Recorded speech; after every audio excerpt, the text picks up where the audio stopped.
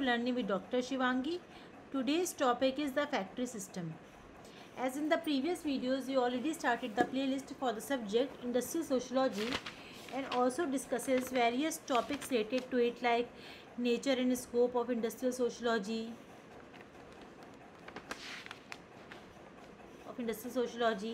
definition of industrial sociology, foundation of industrial sociology, development of industries,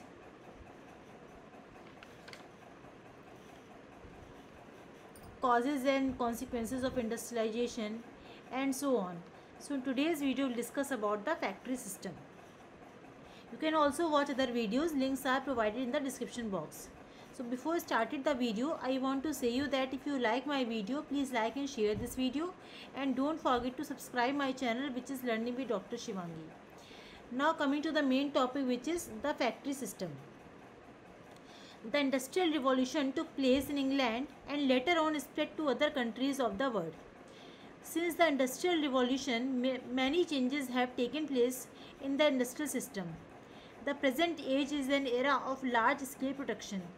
Many big factories have come into existence, and they employ a large number of workers during the factory system origination. They cater to needs to the people not only in one country but also in many countries of the world. Thus, the machine age has facilitated world trade and growth of multinational corporations. During the last decades, tremendous and rapid development of science and technology has taken place in the factory system. That is why they represent the era known as the atomic age, space age, and the electronic age. Some people also call this era the second phase of the Industrial Revolution. In the present machine age, different countries of the world are closely interrelated by very first means of transport and communication. So in the factory system, there are several revolutions takes place like machines, working criteria, electronic era, space age, atomic age, and so on. So this is all about the factory system. I again summarizes all the points so that you can easily understand about the topic. So what is the factory system? It is the industrial revolution phase which takes place in the England and also spread to the other countries of the world.